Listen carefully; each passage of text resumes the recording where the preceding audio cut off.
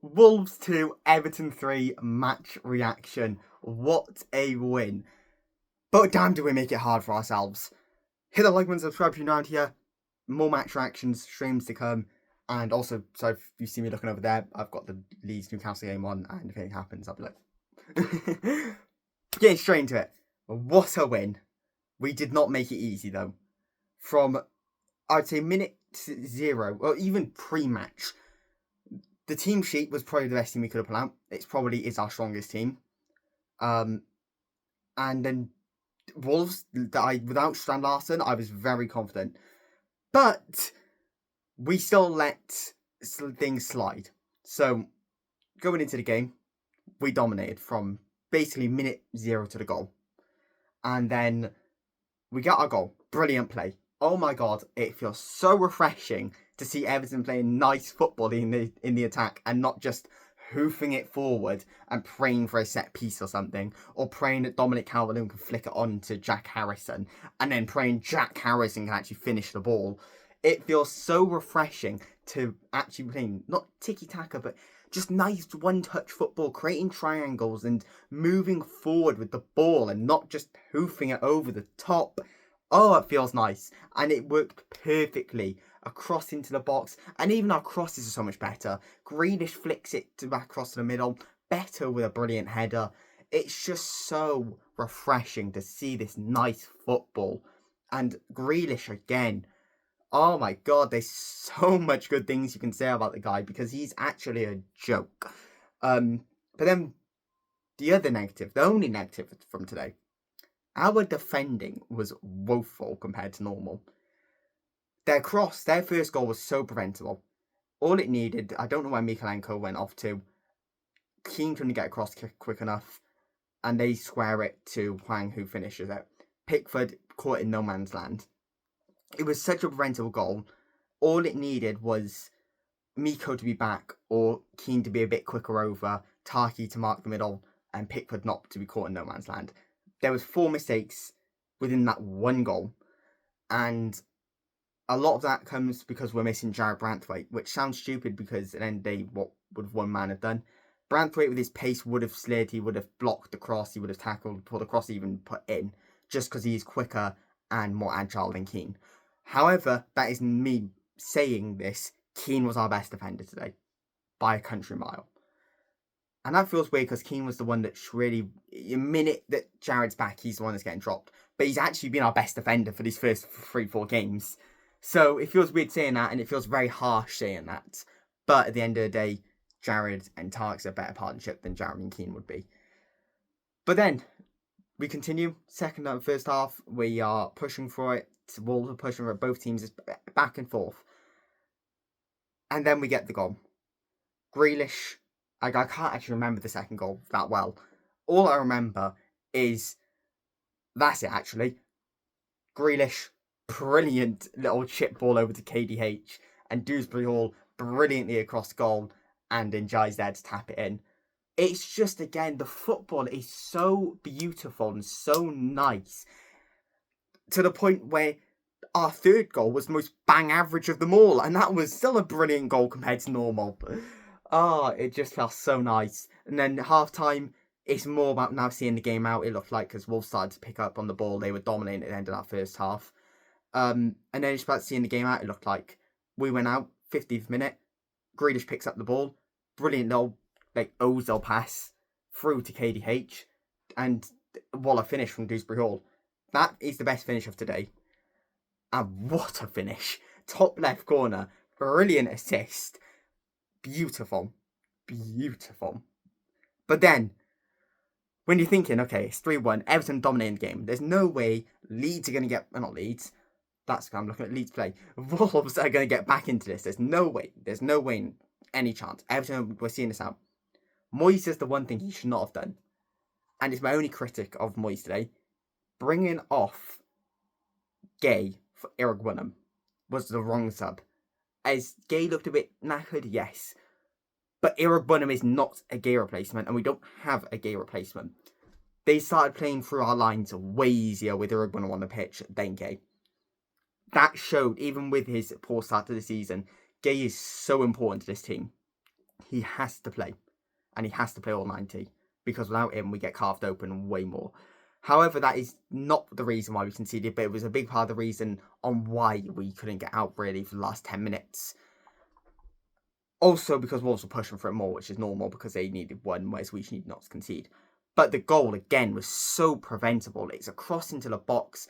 I don't know what Mikalenko is thinking, because it's an easy just step across and pull out for a corner, pull out for a throw-in, whatever you need to do. We don't need to keep possession at this point. We need to make sure we don't concede. Because if we don't concede, the game is done. Give it another 2-3 minutes, and then we're just hoofing balls over the top, making it easier for us to defend. But he does the one thing that he should never have done, and he tried letting it across your box. Rule number 1, if in doubt, kick it out. And that sounds so stupid because we don't have Dyche anymore, but it's still an obvious thing that all defenders know. If you're in doubt, do not try and let the ball roll across your box, especially when it's 3-1. You don't need to keep the ball. Put it out, because that lets Gomez come in behind him and tap it over Pickford. Because at the end of the day, if Miko had just tried it, just even put it out for a corner, anything, they don't score and we see it out with 3-1. We saw it out anyway, luckily. But the goal difference, for one, and also just the comfortability of, we could have even maybe brought on Armstrong, given him some minutes, which is the little nitpicks. We got the win, but there's little nitpicks from the game. We didn't look as good as I know we can play. We got to go back there in 2 weeks' time for the Carabao Cup, and as I said for the Mansfield match reaction, I want us to go all out for the Carabao Cup. We need to. We need a trophy. Wolves, for the lineup they had, actually played quite well, I thought. They didn't look as good as they could have if they had a Strand Larsen, but they still look better than I thought they would. I thought we'd win 3-0, 3-1, but we basically had that anyway. 2-1 maybe. I don't know what I thought, but I didn't think they would be as close as it. I didn't think it would be as close as it would be. But now we're into the international break, and we got to keep this momentum going. We've got Villa at home next, and then the Merseyside derby at Anfield. If we can beat Villa and get anything off Liverpool, that is the dream start to the first 5 games. Yes, Leeds, it's an annoying loss, but looking back more, it's Leeds' first game back in the Prem. They were at home, they were at Ellen Road, it was always going to happen. And even that could have ended 0-0 if it wasn't for the penalty. But there's no point talking about the penalty now, so I don't know why I've brought it up. Gonna get Leeds fans in the comments going, that penalty was 3 weeks ago, why are you still talking about it? And I wouldn't blame you. I say match reaction again. Player ratings, that's the word I was looking for. Pickford, 6, 5. Yeah, he didn't have much to do. His distribution wasn't great. He couldn't really do anything about either goal, but he was caught in no man's land for the 1. But other than that, there's not very much you could ask for him. Miko, 4. Miko was our worst player today. But it's his first game back from injury, proper game, that it wasn't against lower league opposition. So I can't blame him for as much as you can if he was fully fit. He's gonna take him a couple of games to get back into it. Tarkowski, 5. He wasn't great, Tarks today. He won most of his aerial battles, but he was getting run ragged sometimes. Keane, 7. I thought Keane was our best defender today. And O'Brien, 5. We need a right back. That is, again, the main talking point from today. As it's been for the last 6 seasons, we need a right back, because Coleman isn't it anymore. O'Brien's not a right back, and Patterson can fuck off. So we need a right back desperately. Whether we get one or not is another question. Gay, 6. I thought he wasn't too bad, Gay, but he wasn't great. He wasn't the Gay that we had from last season. We definitely still are missing that. Garner, 9. Garner, man of the match for me. Brilliant for the entire game. You could not have asked for any more of Garner. He picked up the space. His passing was brilliant. His crossing was brilliant. He had a brilliant game. And if that's the Garner we get next to Gay, we have got a brilliant midfielder set up for the season to come, for the rest of the season. Grealish, 9. Brilliant. He's a dream player. And Njai's getting an 8, because those two on the wings together is just not fair on the opposition. Don't get me wrong here. I actually thought Wolves were very good at defensively. I thought they stopped a lot of our dribbling with Njai and Grealish. And on their fullbacks, they were very good.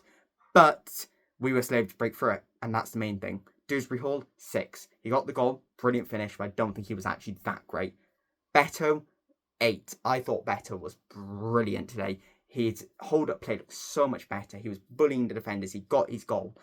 Beto, back in over Barry now. It's going to be like that all season. I could see it being a toss-up depending on who we play to whether Beto starts. If you want a bit more physicality, it's Beto that plays. But if you want a bit more on the ball, Barry plays. So it's going to be interesting to see who starts against Villa because they're a bit of a mix of both. Same with Liverpool.